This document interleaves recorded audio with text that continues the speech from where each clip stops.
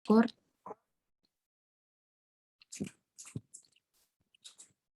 Oke. Bismillahirrahmanirrahim. Assalamualaikum warahmatullahi wabarakatuh. Waalaikumsalam warahmatullahi wabarakatuh. Sebelumnya saya mohon maaf teman-teman, tadi kayaknya ada kendala teknis, saya nggak bisa masuk di akun Zoom-nya Prodi, jadinya harus ganti link. Terima kasih teman-teman sudah kooperatif mau bergabung di sini. Oke, ini udah kelihatan ya PPT saya ya. Sampun, Bu. Kelihatan, Bu. Oke. Bismillah. Jadi pertemuan yang sekarang ini kita akan membahas sedikit mengenai isolasi RNA dan juga RT-PCR. Isolasi RNA, kemarin teman-teman udah cek video yang sebelumnya, kuliah sebelumnya, yang isolasi DNA? Udah lah ya, soalnya kayaknya udah pada ngerjain TABM kan? Udah ngerjain kuisnya, jadi insya Allah udah baca ya. Terus selain isolasi RNA, kita akan bahas sedikit mengenai RT-PCR. Tapi sebenarnya yang akan membahas teman-teman. Kenapa teman-teman? Karena saya udah posting materi hari ini dan juga sudah posting LKM ya, atau worksheet teman-teman di Google Classroom. Jadi di situ ada tugas yang teman-teman perlu kerjakan dan tugas itu bersifat individual. Nah, itu tugasnya sebenarnya berkenalan ya atau memahami RT-PCR. RT-PCR di sini ini bukan real time PCR. Kalau real time PCR itu kan sama dengan qPCR ya, quantitative PCR. Jadi mau menghitung gitu ya, menghitung level ekspresi dari suatu gen seperti itu, kita pakai RT-PCR. Tapi RT-PCR yang dimaksud di sini ini adalah reverse transkriptase PCR. Jadi nanti saya ingin teman-teman mempelajari apa itu reverse transkriptase PCR dan apa hubungannya dengan RNA. Itu prolognya. Kemudian kita masuk ke materi. Jadi kalau kita mau mengisolasi sesuatu ya, mengisolasi materi genetik, kita kan harus tahu dulu ya materi genetiknya itu apa gitu. Kalau kemarin kita mau mengisolasi materi genetik, kita mau mengisolasi DNA, berarti teman-teman kan kudu tahu DNA itu apa gitu ya sebenarnya. Jadi gimana kita mau kerja, gimana kita mau mengerjakan sesuatu kalau apa yang mau kita kerjakan itu kita nggak tahu gitu. Nah ini juga sama, kita mau isolasi RNA, jadi kita harus tahu, kita harus kenal gitu RNA itu apa. Karena kalau kita nggak kenal, nanti pasti akan terjadi kesalahan karena kita nggak tahu gimana cara handling RNA dengan benar. Contohnya misalnya, kita salah informasi nih misalnya, kita harusnya mau isolasi RNA, ternyata yang kita sebenarnya mau isolasi RNA, tapi pikiran kita ya informasi yang kita dapatkan tuh kita isolasi DNA. Jadi yang kita hilangkan nukleasenya itu adalah DNase. Padahal kalau isolasi RNA yang perlu kita hilangkan apa? Nukleasenya. RNase ya, jadi yang harus kita hilangkan RNase. Tapi karena itu tadi kita nggak tahu apa yang mau kita cari, nggak tahu apa yang mau kita isolasi, maka kita malah menghilangkan DNase, tapi tidak menghilangkan RNase. Yang terjadi apa? RNA kita ya tentu saja akan didegradasi oleh RNase. Nah, sekarang RNA itu apa? RNA ini adalah asam ribonukleat ya. Asam ribonukleat itu kalian juga mungkin sudah pernah baca, sudah pernah tahu, atau mungkin sudah betul-betul paham bahwa yang namanya RNA ini merupakan salah satu tipe dari asam nukleat. Tapi gulanya itu adalah gula ribosa. Itu kalau RNA. Kalau yang DNA itu deoksiribosa. Kemudian kalau dari sequence atau basa nukleotidanya ya, kalau RNA itu punya urasil sebagai pengganti timin pada DNA. Kemudian kalau RNA ini seringnya dia single stranded ya, beda sama yang DNA. DNA secara natural dia double strand. Nah, kemudian fungsinya apa? Fungsinya ini adalah untuk menjembatani. RNA itu fungsinya untuk menjembatani. Ada yang ingat dogma sentral biologi? Boleh dicoba, teman-teman?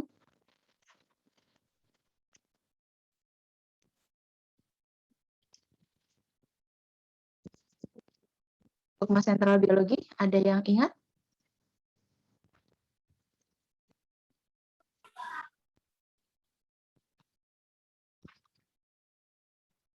Oke, dogma sentral biologi itu kan ya dari gen, kemudian gen itu akan ditranskripsikan menjadi mRNA. Kemudian setelah ditranskripsikan akan ditranslasikan menjadi protein. Nah, protein itu sebenarnya bisa digunakan oleh tubuh kita.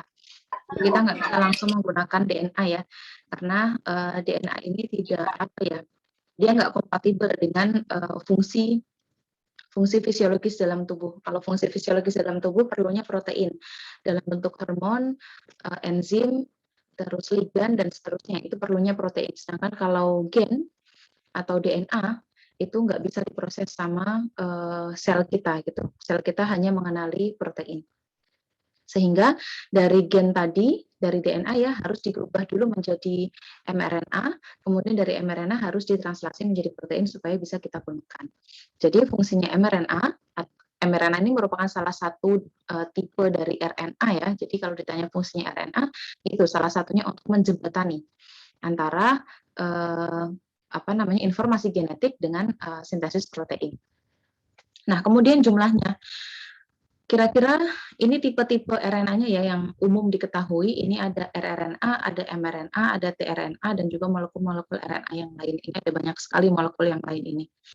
Kalau rRNA ini jumlahnya paling besar, 85%, kemudian 2% itu mRNA, kemudian tRNA dan semua dan molekul-molekul kecil yang ini kira-kira 10-15%.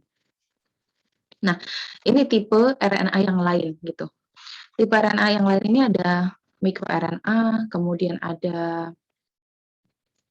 small interfering RNA atau sirna, kemudian ada PIWI, ada tRNA, tRNA tadi sudah ya, ada snRNA, ada snRNA, ada banyak sekali. Nah, ini adalah tipe-tipe RNA yang ada di dalam tubuh, di luar yang tadi. Jadi di sebelumnya tadi kan sudah dibilang ada other molecules ya, maksudnya molekul-molekul lain tapi termasuk dalam family-nya RNA. Ada apa aja? Ya ada ini tadi. Mikro RNA ini, kalau sirna ini sebenarnya dari luar biasanya teman-teman, ini exogenous, ini akan mengimitasi fungsi dari Mirna. Kalau Mirna ini terjadi secara natural dalam tubuh kita ada, kalau sirna itu biasanya exogenous, jadi memang dimasukkan, diinjeksikan dalam tubuh, mungkin bisa sebagai vehicle, bisa sebagai alat delivery obat atau sebagai obat itu sendiri seperti itu. Nah, kemudian kita masuk nih ke isolasi RNA. Isolasi RNA itu sebenarnya apa gitu ya. Jadi seperti yang sudah kemarin teman-teman lihat juga di isolasi DNA, isolasi RNA ini isinya sebenarnya adalah usaha kita untuk memisahkan RNA dari segala jenis komponen sel yang lain. Kalau mengisolasi kemarin saya sebutkan, mengisolasi itu berarti menyendirikan gitu ya. Nah ini juga sama, kalau isolasi RNA berarti yang mau kita sendirikan ini adalah RNA-nya. Nah, fungsinya apa? Kenapa kita mau mengisolasi RNA? Karena kita ingin mengetahui ekspresi dari suatu gen. Jadi, ibaratnya gini teman-teman, kalau misalnya kita punya penyakit gitu ya, kita punya penyakit of interest, jadi beda disease of interest, kita mau meneliti cancer misalnya. Nah, pada orang yang kena colorectal cancer, itu gen apa sih yang diupregulasi? Diupregulasi itu artinya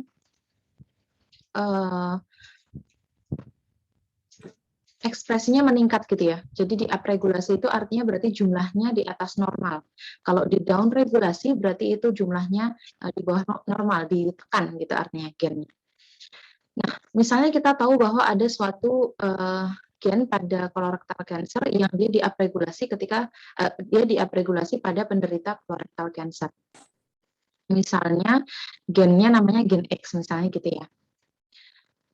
Nah, terus kita isolasi DNA-nya, terus kita isolasi DNA-nya. Jadi kita mencari gen X tersebut, kita isolasi DNA-nya. Kira-kira dapat nggak DNA-nya? Ada nggak itu? Misalnya kita isolasi DNA, berarti kan kita isolasi whole genome ya.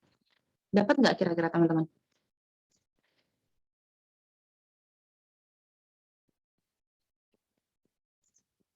Pada tidur kah?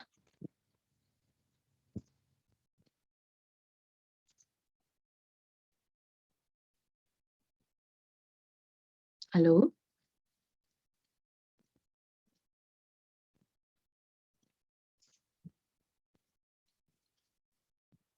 dapat ya.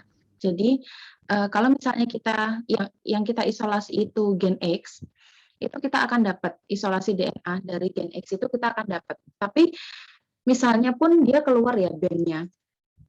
Jadi kita berhasil mengisolasi gen X tersebut. Apakah kita bisa mengetahui apakah gen itu diekspresikan atau tidak? Kan kita nggak bisa tahu. Kenapa nggak bisa tahu? Karena isolasi DNA itu tidak untuk mengukur ekspresi.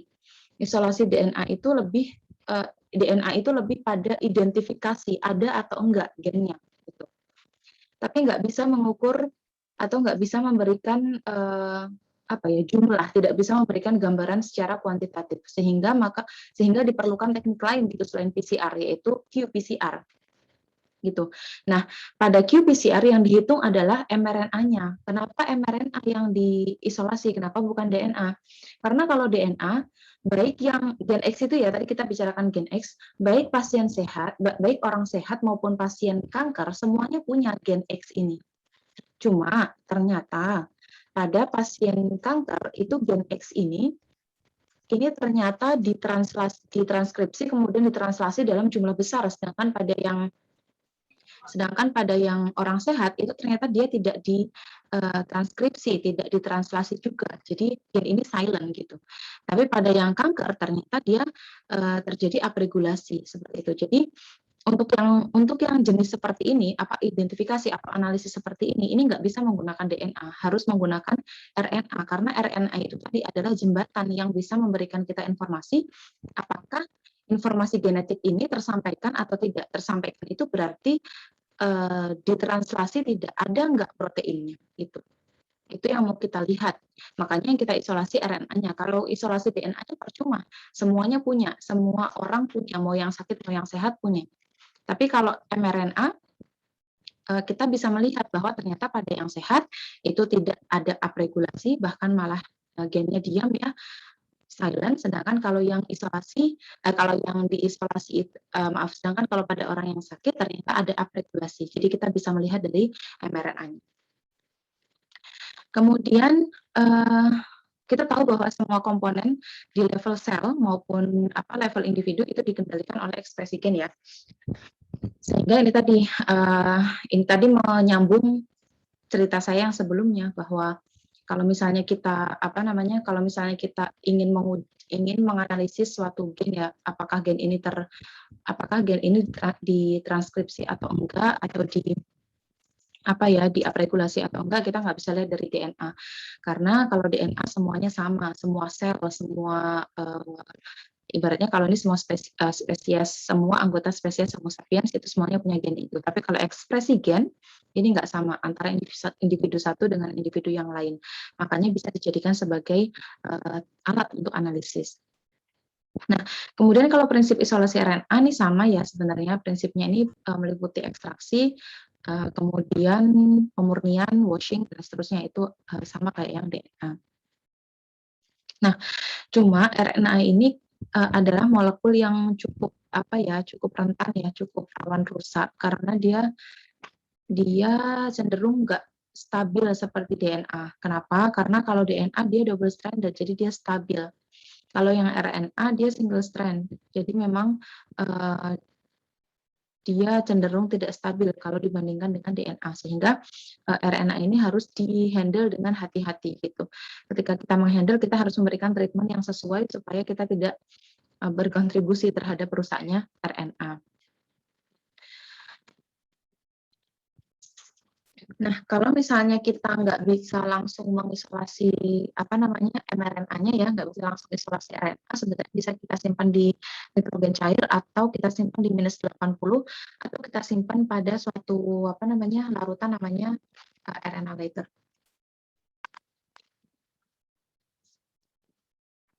Nah, kemudian ini fungsinya apa sih? Kenapa kita harus melakukan atau kenapa kita mau melakukan penelitian berupa dengan menggunakan metode isolasi RNA ini gitu. Karena kalau yang namanya RNA itu tadi kita bisa menganalisis ekspresi dari suatu gene of interest. Jadi kita punya gene of interest dan itu bisa kita analisis gen ini aktif atau enggak. Itu dari mana? Dari mRNA. Kemudian yang namanya isolasi RNA itu harus dilakukan dalam kondisi RNase free ya. Jadi kalau kita mau isolasi RNA itu biasanya preparasinya lebih ekstra daripada yang DNA. Kalau RNA itu kita kalau saya dulu punya botol spray kayak alkohol itu isinya DECP ya. Dia isinya memang RNase. Jadi semua alat, semua workbench saya itu harus saya semprot dulu pakai RNase karena itu tadi kecenderungan RNA itu jauh lebih mudah rusak daripada DNA sehingga memang precaution-nya juga lebih. Nah, ini ya sampel yang mau diisolasi RNA ini harus bebas dari kontaminase ribonuklease atau RNase. Jadi itu tadi harus disemprot semuanya dari tubnya, dari glove kita, dari workbench, terus dari rak, semualah reagen-reagen yang mau kita pakai, pipet, tip itu tip yang mau dipakai itu ya itu udah steril insya Allah. Tapi itu nggak boleh jatuh kan ya. Jadi itu udah steril. Tapi pipet gunnya itu harus kita semprot dulu. Segala macam yang ada di dekat kita yang mau kita pakai itu harus disemprot dengan RNase. Nah, kemudian semua peralatan yang digunakan ini harus diautoklaf dulu atau disemprot dengan etanol 70%. Jadi biasanya yang kita pakai ini memang semua alat-alatnya steril. Beda sama DNA. Kalau DNA tuh, kalau isolasi DNA tuh dia tuh nggak harus steril banget gitu loh Mbak. Jadi Mbak Mas, jadi nggak harus diautoklaf dulu. Dan sterilnya pun sterilisasinya itu cukup pakai etanol 70% itu udah cukup. Tapi kalau RNA ini kayak mau kerja mikro gitu, kayak mau kerja mikrobiologi. Nah, terus ini tadi yang saya sebutkan ada DPC, ini dietil pirokarbonat. Ini sebenarnya RNase ya. Jadinya biasanya kita punya ini dalam botol spray gitu, terus kita semprot di area kerja kita supaya menghilangkan kemungkinan kontaminasi RNase. Nah, kemudian ini yang saya jelaskan tadi bahwa kalau misalnya kita dapat sampel terus mau kita isolasi RNA-nya, ternyata kita nggak bisa langsung isolasi, ternyata baru bisa kita isolasi misalnya 2 hari lagi karena misalnya ini field trip ya, kita ngambil sampel dari lapangan. Nah, berarti sampelnya itu harus disimpan. Gimana caranya menyimpan supaya supaya RNA-nya tidak terdegradasi? Itu ada 3 cara. Yang pertama memang harus langsung isolasi.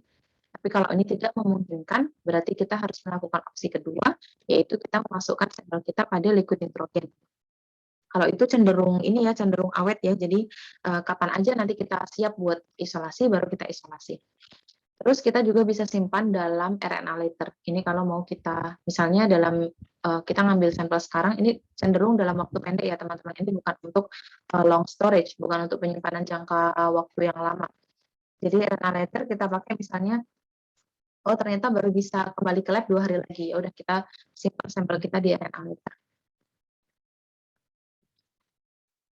Nah, kemudian ekstraksi RNA atau isolasi RNA ini ada 2, ada secara organik ya, isolasi atau ekstraksi RNA secara organik, juga purifikasi kolom. Jadi ada 2, mau pakai yang mana? Kalau yang purifikasi kolom ini biasanya kita pakai kit.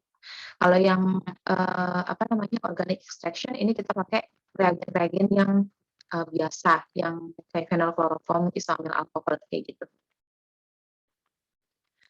Nah, kalau yang ekstraksi organik atau organic extraction, ini kita pakai phenylchloroform ya. Untuk apa? Untuk menghilangkan segala jenis protein, lipid, dan DNA dari sampel kita, sehingga kita bisa mengekstraksi RNA-nya. Kemudian RNA nanti harus di recover ya, dengan menggunakan presipitasi, sama kayak DNA kemarin. Jadi RNA-nya harus dipresipitasi menggunakan alkohol. Nah, keuntungannya apa?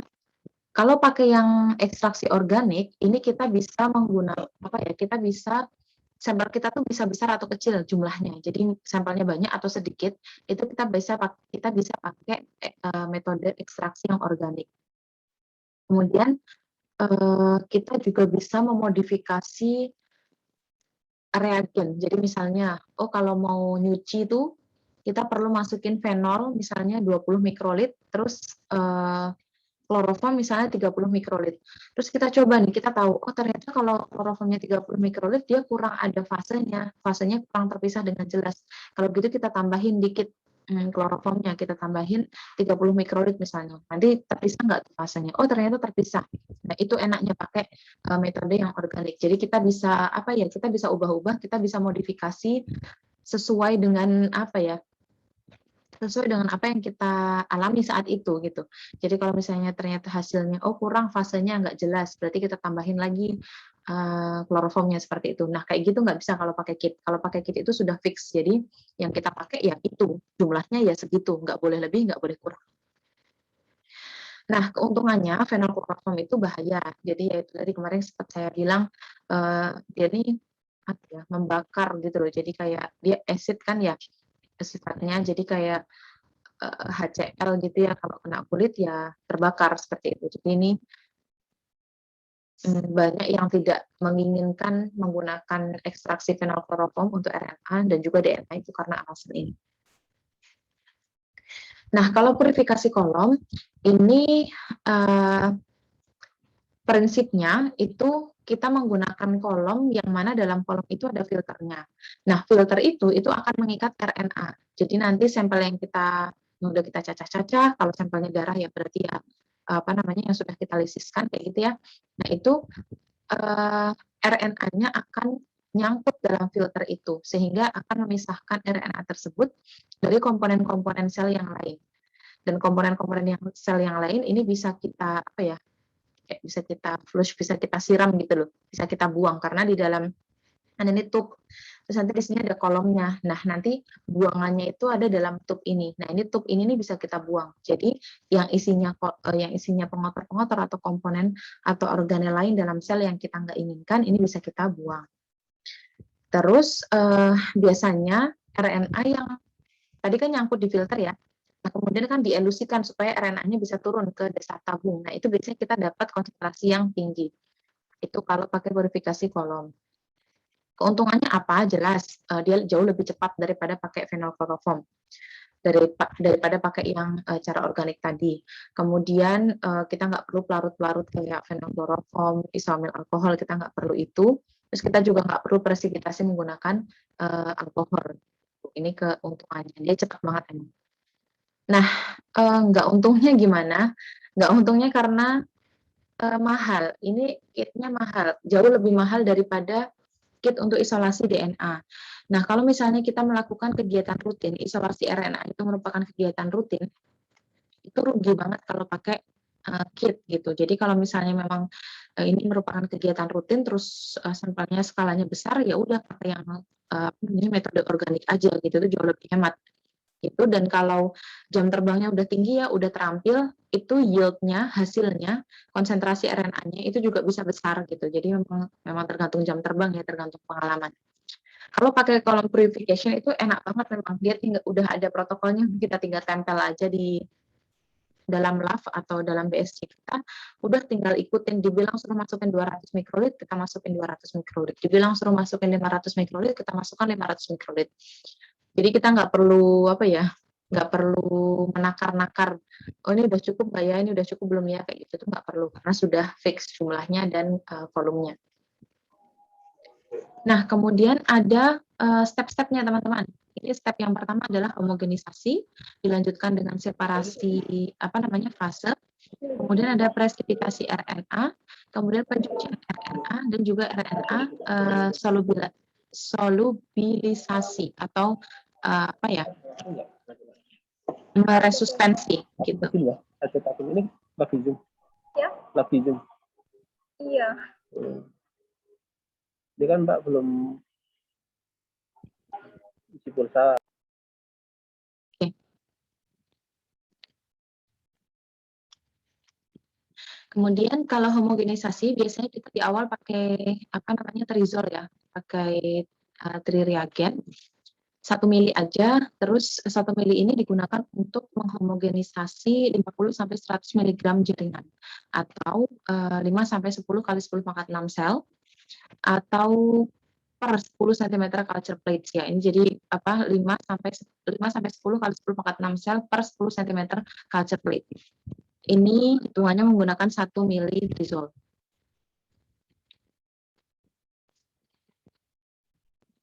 Kemudian ada apa namanya, kita kasih trizol ya 1 mili, kemudian kita simpan 5 menit dalam suhu ruang. Kemudian setelah itu kita tambahkan kloroform. Jadi homogena tadi kita tambahkan kloroform 0,1 mili. Ini fungsinya untuk membuat fase. Jadi kemarin kita juga udah belajar di isolasi DNA, kita buat fase ya, menggunakan kloroform juga, itu ada 3 fase. Nah, kalau sudah mencampurkan kloroform, ini bisa dibagi jadi 2. Bukan bagi jadi 2, bisa kita gunakan 2 cara. Yang pertama mau di vortex 15 detik, itu nanti dibiarkan di suhu ruang 2-3 menit, atau kita gunakan centrifuge dengan kecepatan 12.000 G untuk 15 menit di suhu 2-8 derajat Celcius seperti itu. Jadi mau di vortex boleh, mau di centrifuge boleh. Kemudian kalau sudah, kita lakukan RNA precipitation. Jadi tadi dari sini, ini kita ambil fase yang aqueous. Jadi fase yang paling atas kita ambil, kita pindahkan ke tabung yang baru, kemudian kita tambahkan isopropanol supaya bisa terjadi presipitasi RNA. Nah, kalau sudah ditambahkan isopropanol, maka kita diamkan di suhu ruang selama 10 menit ya, biarin dia presipitasi dulu, atau bisa juga langsung kita centrifuge 15 menit dengan suhu 2-8 derajat Celcius. Kemudian setelah itu, kalau sudah terpresipitasi kan RNA-nya akan menjadi pelet ya, jadi di bawah sendiri, kita buang isopropanolnya, kemudian kita cuci. Kita cuci dengan menggunakan 1 mili etanol 75% untuk setiap 1 mili trizol. Jadi antara etanol 75% yang digunakan untuk mencuci RNA itu perbandingannya harus sama dengan trizol yang sudah kita pakai di awal tadi. Kemudian setelah dicuci, kita kita buang lagi etanolnya. Kemudian kita dicuci dengan menggunakan etanol ya. Digunakan etanol itu berarti di vortex dulu atau di centrifuge. Di vortex atau di centrifuge atau di air dry. Kalau di isolasi DNA kemarin kan kalau udah dikasih etanol, itu akan turun ya teman-teman materi genetiknya. Nah itu kita buang aja etanolnya, terus di air dry, dikering anginkan, ntar juga kering sendiri gitu. Nah kalau misalnya sudah di air dry atau udah di vortex, monggo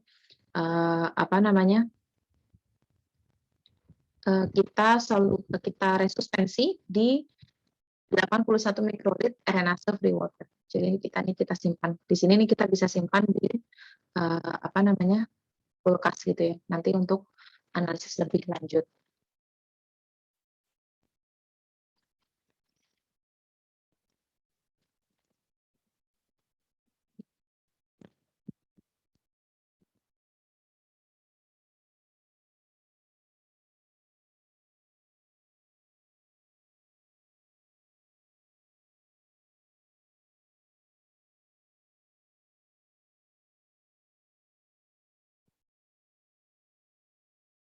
Oke, kemudian homogenisasi ini merupakan salah satu step pertama ya yang dilakukan ketika kita mau melakukan isolasi RNA.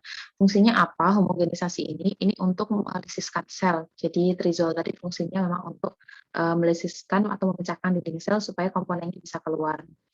Nah, homogenisasi ini bisa kita lakukan tergantung sampelnya ya. Kalau sampelnya jaringan, kita bisa pakai mortar, pestle, atau kita cincang-cincang. Kalau sel kita bisa repetitive pipetting, jadi bolak-balik pipet keluar masukin gitu. Jadi melakukan resuspensi selama berulang-ulang. Kayak gitu. Kemudian selanjutnya pelarut atau larutan yang digunakan untuk lisis itu ada 3 macam. Ada yang deterjen, ada yang kautrop, ada yang reduktan. Kalau misalnya kita pakai trizol, ini kita pakai yang reduktan. Kenapa? Karena kalau reduktan itu intinya adalah larutan ini dia akan menginaktifkan RNase dengan tetap menjaga integritas dari RNA-nya. Jadi ini dia melisiskan sekaligus melindungi gitu, melindungi keutuhan dari RNA tersebut. Kalau yang kautrop ini lebih pada dia melisiskan, tapi ini ini kurang melindungi RNA tadi. Jadi bisa jadi selama proses unfolding protein ini, selama proses pelisisan sel ini ternyata juga merusak RNA, itu mungkin. Deterjen pun sama seperti itu. Jadi biasa memang yang dipakai itu yang sifatnya reduktan saja, dan yang biasa dipakai memang trizol. Kemudian ini tadi ada separasi fase ya menggunakan kloroform. Ini kita lihat juga di sini, ini ada 3 fase, ada fase aqueous, ada interfase, sama fase organik. Nah, yang kita pakai adalah fase yang aqueous. Gitu. Kemudian ini nanti yang fase aqueous harus kita pindahkan ke tube yang baru, terus kita lakukan presipitasi. Nah, kenapa sih kalau separasi, kita mau membuat fase, itu kita harus pakainya kloroform gitu. Kenapa nggak pakai larutan organik yang lain kayak gitu. Alasannya adalah karena komponen-komponen dalam sel yang lisis itu kebanyakan sifatnya adalah hidrofobik ya. Jadi dia takut air. Nah, karena dia takut air, maka dia nanti akan larut dalam kloroform gitu. Contohnya apa aja tuh kayak gitu, ada membran lipid, ada hidrofobik polipeptide, terus ada polisakarida dan seterusnya. Ini nanti akan larut dalam kloroform dan nanti akan tertarik ke bagian bawah yang warnanya pink ini. Ini sebenarnya pinknya yang bikin trizol sih, kloroformnya sih nggak ada warnanya. Jadi ini karena ada trizolnya tadi ya.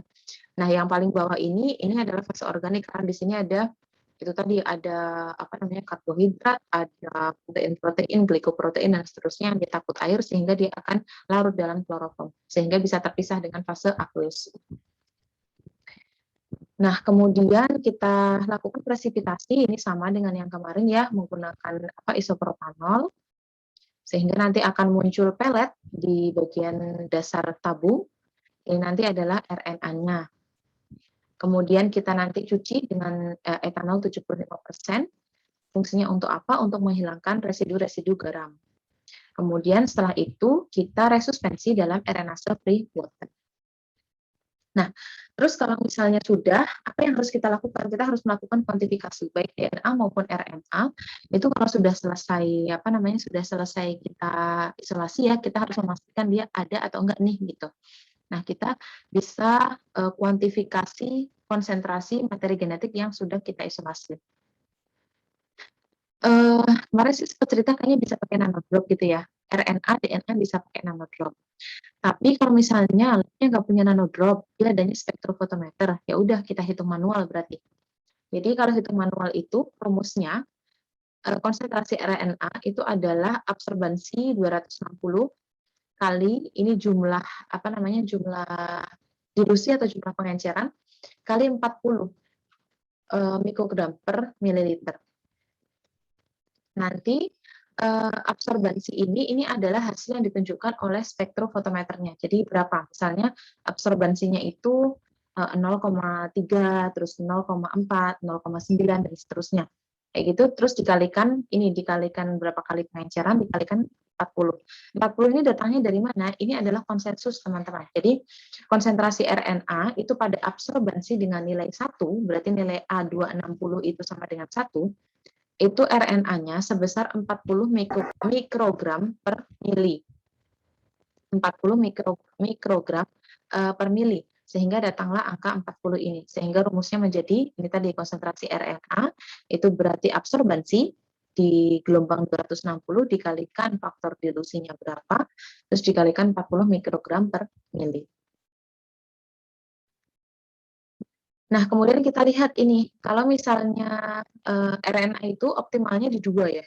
Nanti nilai rasio 260 per 280 nanometer itu di angka 2. Nah, ternyata kalau misalnya kurang dari 2, kalau kurang dari 1,8 gimana? Biasanya kalau kurang dari 1,8 itu kalau di gelombang ini berarti ada kontaminasi protein. Tapi kalau misalnya kurang dari 1,8 tapi di gelombang 260 per 230 nanometer itu biasanya ada kontaminan organik, jadi nggak bersih itu tadi, ada fenolkloroform, isopropyl dan seterusnya itu nggak bersih.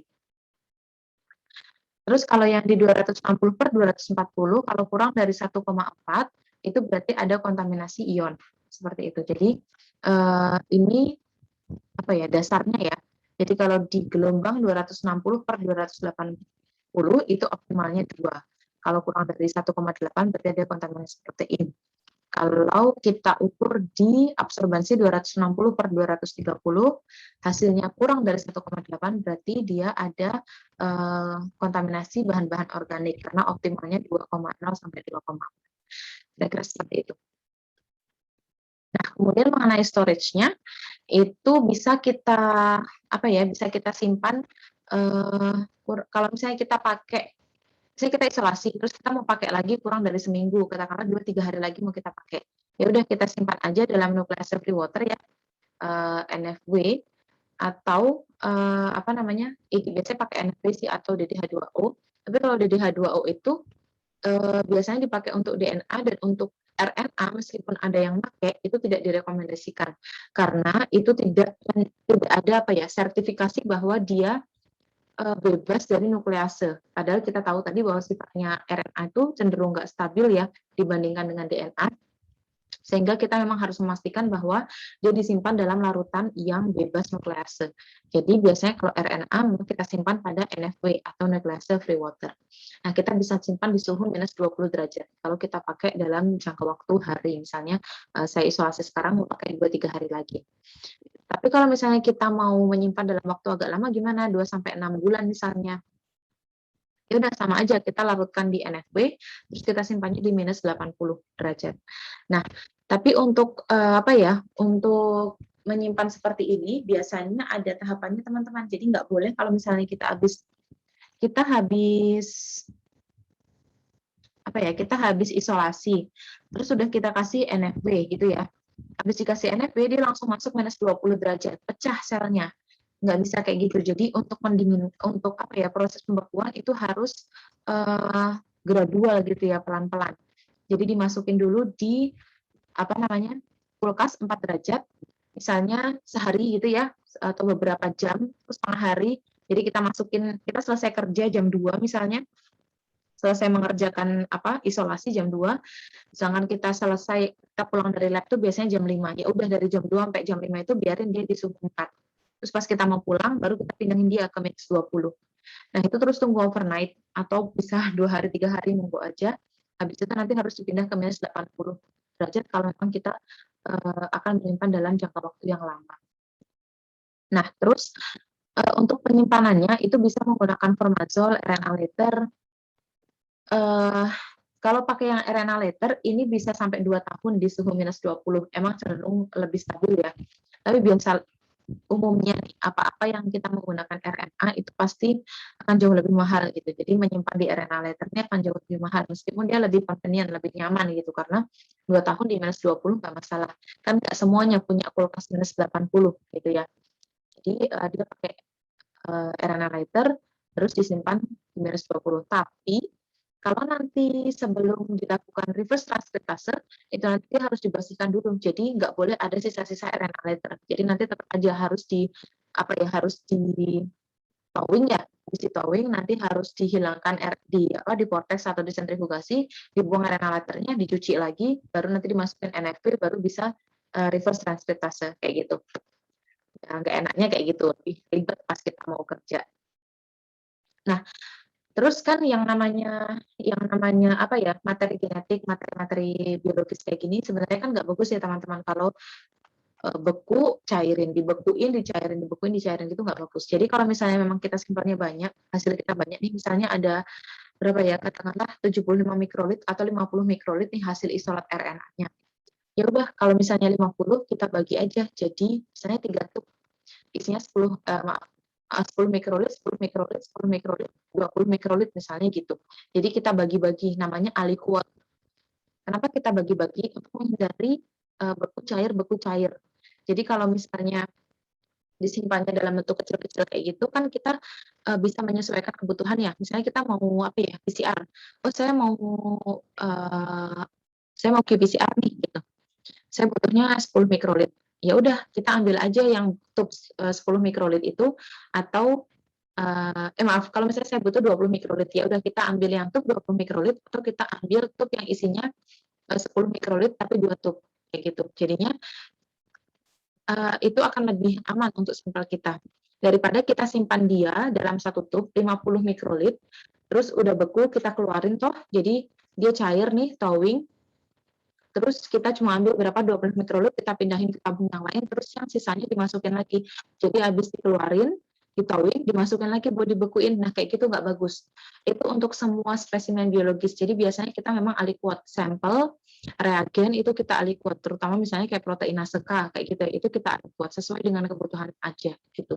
Jadi aliquot misalnya proteinase K itu kecil-kecil 20 mikrolit atau 25 mikrolit sesuai dengan kebutuhan seperti itu. Jadi nggak towing freeze kayak gitu. Nah, ini contoh dari kit ya. Kalau kita pakai kit itu ada Invitrogen, ada Ambion, terus ada Kiagen gitu. Jadi ini yang biasa dipakai. Nah, ini semuanya juga cukup memakan biaya. Nah, kemudian tugas individu teman-teman ini ada di Google Drive ini ya. Nanti silahkan dicek. Boleh dicek. Itu apakah ada pertanyaan?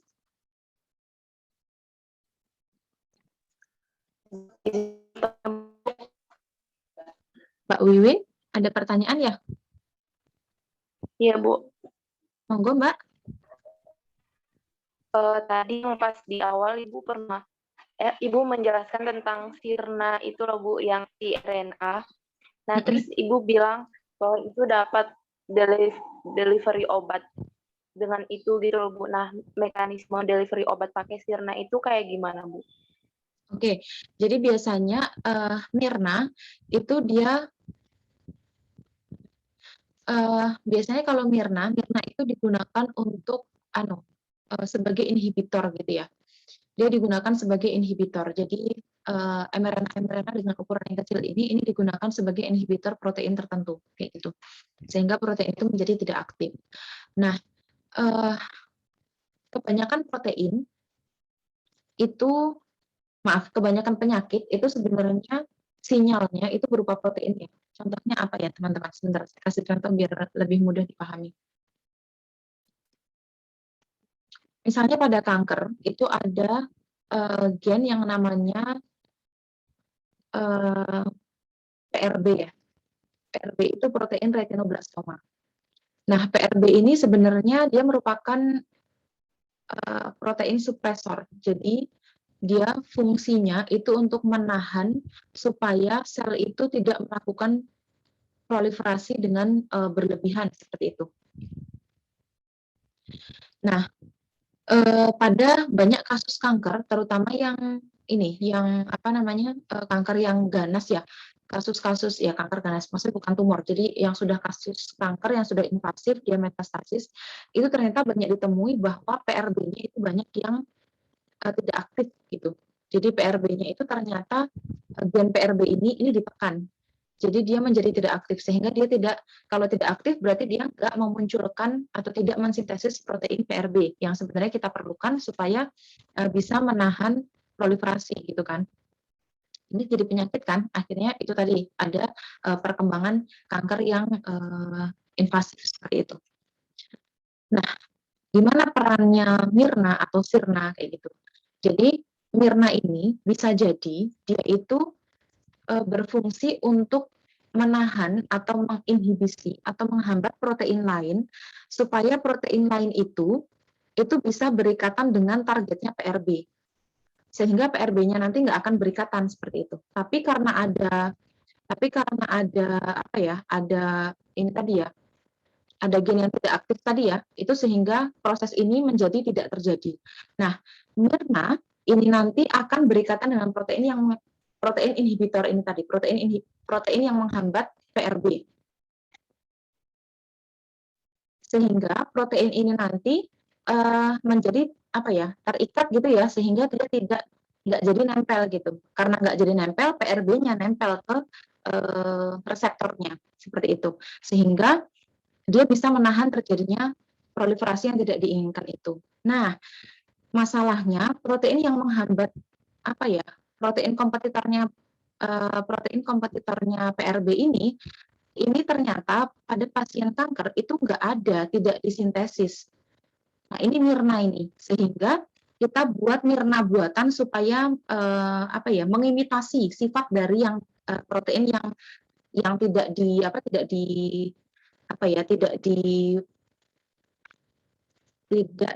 ada dalam tubuh tadi, sehingga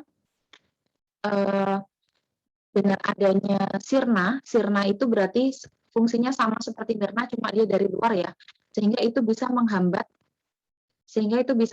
protein kompetitor dari PRB tadi.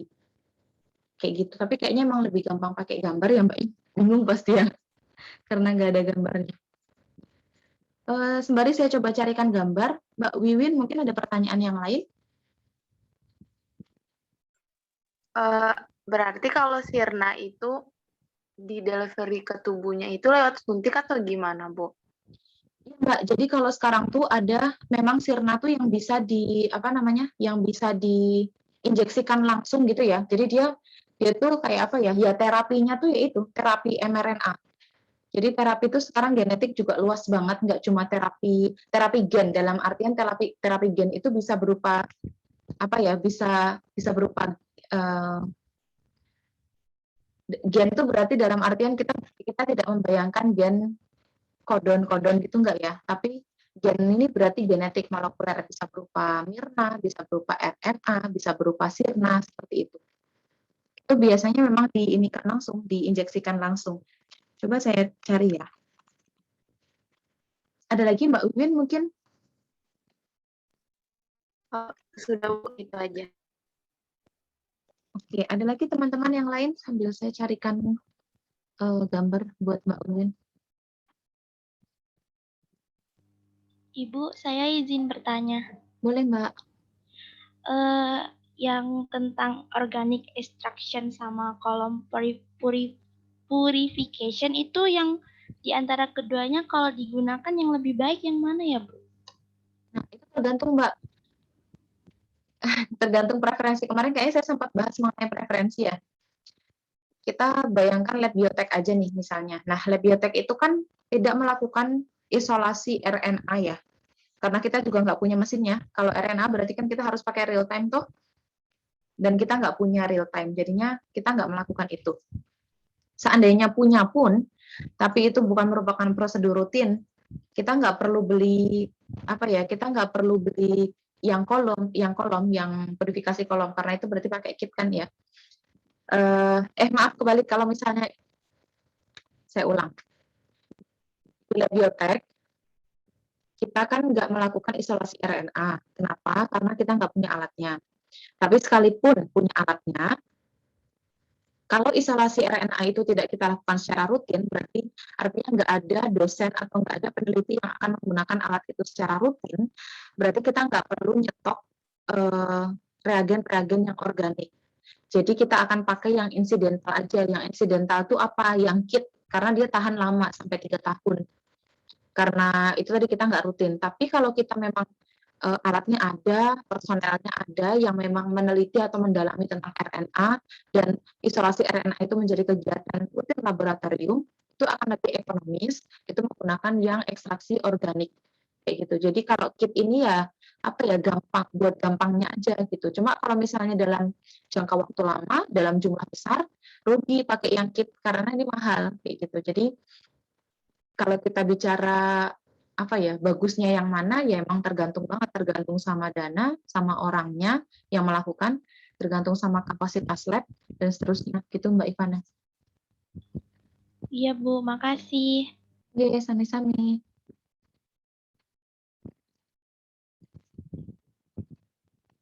Ada lagi teman-teman? Ini saya dapat gambar nih, gambarnya bagus nih. Ada lagi, monggo?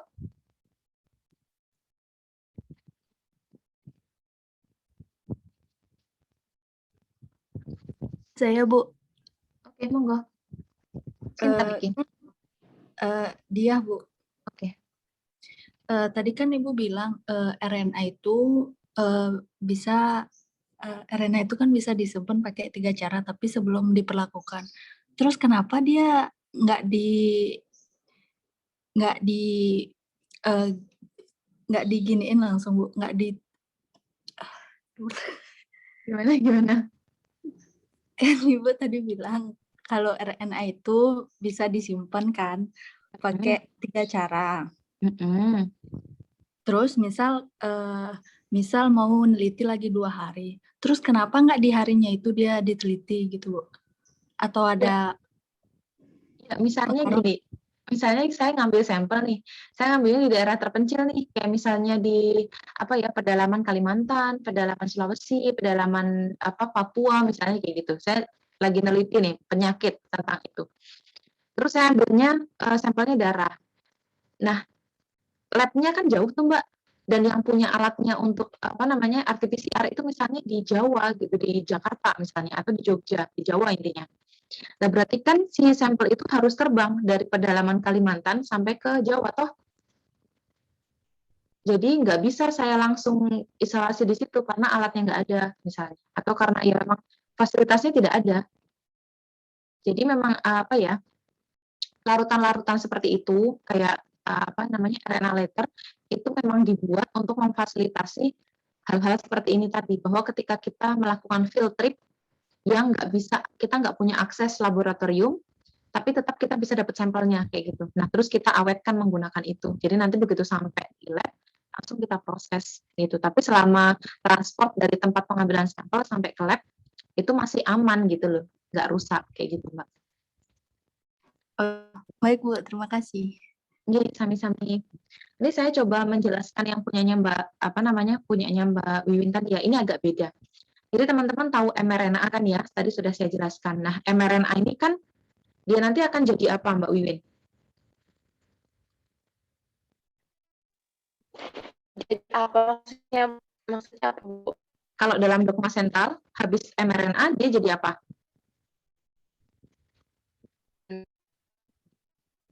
Di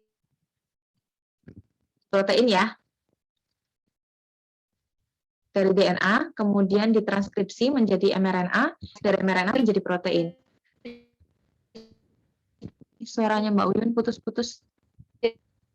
protein Bu. Oke, jadi protein. Oke. Nah, banyak sekali penyakit itu yang disebabkan oleh protein. Protein itu jangan diartikan protein dalam apa ya, bentuk yang besar gitu enggak ya. Ligan itu juga merupakan protein dan itu bisa jadi sumber penyakit. Kayak gitu. Jadi anggap saja ada suatu protein X yang kalau misalnya dia ada suatu ligan. Kalian tahu ligan enggak? Ligan itu sinyal, molekul sinyal. Jadi protein yang kecil yang dia fungsinya untuk memberikan sinyal, mengaktifkan pathway atau mengaktifkan jalur gitu. Nanti jadi ada cascade jalur yang besar atau jalur yang panjang kayak gitu. Nah, itu diaktifkan oleh ligan atau suatu molekul yang kecil itu tadi. Nah, suatu molekul kecil ini juga merupakan protein. Yang mana protein ini asalnya dari mana? Dari gen. Gen kemudian jadi mRNA, kemudian jadi protein ini gitu kan.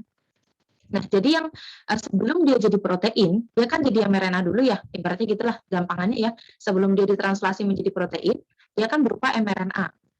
Nah, sirna ini perannya di situ. Jadi ketika protein yang menyebabkan penyakit tadi masih dalam bentuk mRNA, sirna ini nanti akan diinjeksikan, kemudian nanti dia akan berikatan dengan target mRNA-nya. Jadi biasanya kita sudah tahu teman-teman, misalnya penyakit X ini disebabkan oleh gen Y. Nah, gen Y ini akan menjadi ligan Y. Nah, karena kita sudah tahu urutan dari gen Y yang menyebabkan penyakit X ini tadi, kita sudah punya urutan sequence DNA-nya ya, sehingga kita bisa membuat komplementernya, sirna ini, sebagai komplementernya. Nah, sirna ini kemudian diinjeksikan sebagai double strand, kemudian nanti dia akan di unwinding ya, dia akan dipecah oleh ini agregat ini RISC protein juga, kumpulan protein. Kemudian nanti sirna tadi akan menjadi satu strand aja. Nah, ini nanti akan berikatan dengan target mRNA yang akan menyebabkan penyakit. Dalam hal ini berarti mRNA Y, yang nanti kalau ditranslasi dia akan menjadi protein Y, di mana protein Y ini merupakan ligan yang akan menyebabkan penyakit X, misalnya kayak gitu.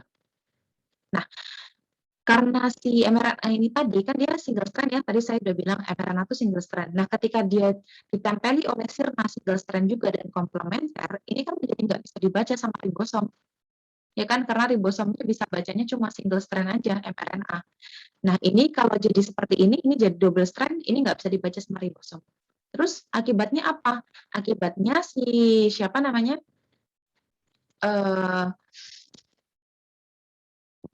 Ligan atau protein Y tadi itu nggak akan tertranslasi, nggak akan jadi protein. Karena apa? Karena mRNA-nya udah didegradasi. Karena kalau kayak gini nih dianggap apa ya? Kalau sudah ditempeli sama sirna kayak gini, ini dia dianggap sebagai ibaratnya antigen gitu ya. Jadi dia harus didegradasi. Kayak gitu teman-teman. Apakah bisa dimengerti penjelasannya?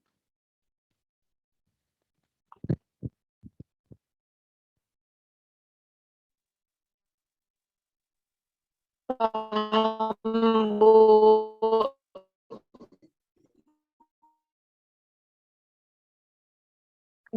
Ini tadi kayaknya Mbak Win soalnya putus-putus. Ada pertanyaan lain? Ibu, saya izin bertanya. Monggo. Untuk satu kali produksi isolasi DNA itu Bu biasanya didapetin jumlah berapa DNA yang murni Bu? DNA apa RNA?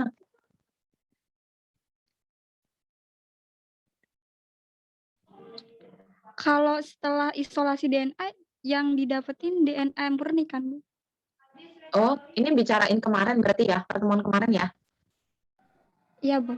Oh, nggak mesti Mbak, karena jumlah DNA-nya itu tergantung banget sama jumlah sampelnya, jenis sampelnya. Misalnya kita ambil, kemarin kayak sempat saya jelaskan ya, misalnya kita ngambil dari sampel darah sama sampel jaringan, itu dapatnya bakalan jauh lebih banyak sampel darah, dapatnya DNA, karena selnya lebih banyak dan lebih kalau misalnya lebih banyak enggak juga sih, lebih intact gitu. Jadi integritas dari DNA-nya itu jauh lebih tinggi di darah. Jadi biasanya kita akan jauh lebih banyak dapat di darah. Karena nggak banyak molekul pengotornya, nggak kayak di jaringan. Kalau jaringan kan banyak lemak, banyak karbohidrat, glicoprotein, dan seterusnya kayak gitu ya. Jadi biasanya buatnya atau konsentrasi akhir yang kita dapatkan itu lebih banyak dari darah. Terus misalnya kita membandingkan antara jaringan dengan rambut, akan lebih banyak mana dapat konsentrasinya, lebih banyak jaringan jelas. Kalau rambut kalau nggak nyampe akar, dia nggak akan dapat kayak gitu. Jadinya ini tergantung banget sama jumlah sampel yang kita pakai, yang kita punya kayak gitu Mbak. Kalau masalah berapa konsentrasi akhirnya, jadi nggak ada patokan. Kita nggak punya patokan. Kadang-kadang malah gini, saya sering tuh kalau waktu penelitian ya, udah isolasi whole genome ya berarti ya, isolasi DNA, terus kemudian saya kan visualisasi, habis diisolasi kan visualisasi pakai ELVO ya. Di ELVO tuh nggak muncul. Terus, wah nggak dapat nih gitu. Terus kita spektro, waktu itu kita nggak punya nanodrop ya. Kita spektro, ternyata ada. Dia ada, cuma ada pernah kejadian 2 kali ya. Jadi dia nggak muncul di gel ELVO waktu visualisasi whole genome.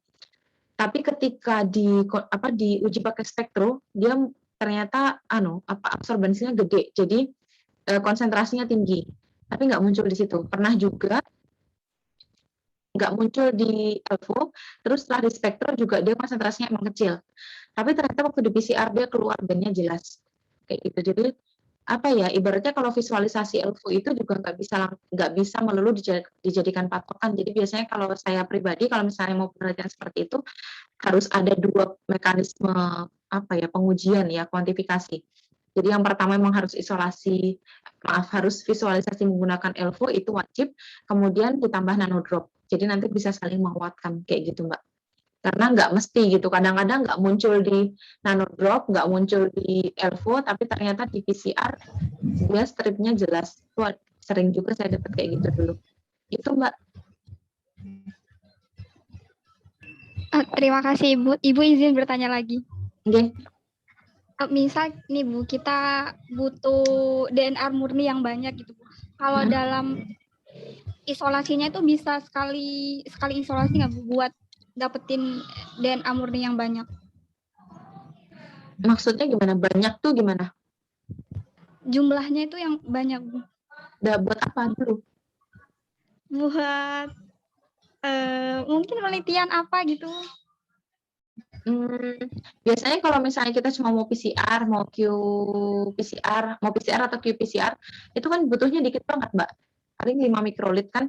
Jadinya sebenarnya nggak perlu juga kita banyak-banyak gitu nyimpannya. Jadi disimpan dalam, biasanya kalau DNA itu kita simpan dalam 25 mikrolit, itu udah cukup. Terus kalau kita memang butuh lagi untuk penelitian selanjutnya, kita isolasi lagi. Jadi yang dipreservasi sampelnya. Gitu. Tapi kalau misalnya orang pengen yieldnya banyak, ya berarti kamu melakukan beberapa kali isolasi. Jadi biasanya kalau isolasi menggunakan kit tuh udah diukur, Mbak. Ini buat resuspensi berapa mili, kayak gitu. Biasanya udah kayak gitu. Jadi kalau pakai kit tuh, resuspensinya ini di 25 mili sampai 50 mili. Ya udah cuma itu yang bisa kita dapat 25 mikrolit dan atau 50 mikrolit. Jadi biasanya kalau kit udah kayak gitu. Kalau memang kita butuh lebih banyak dari itu, ya udah berarti sekali isolasi itu kamu beberapa tub kayak gitu, Mbak. Jadi bisa dapat misalnya saya isolasi 1 sampel di 3 tub, berarti kalau per tubnya saya 50 mikrolit, berarti saya dapat 150 mikrolit. Kayak gitu, Mbak. Baik, Bu, terima kasih. Oke, sami-sami. Ada lagi teman-teman?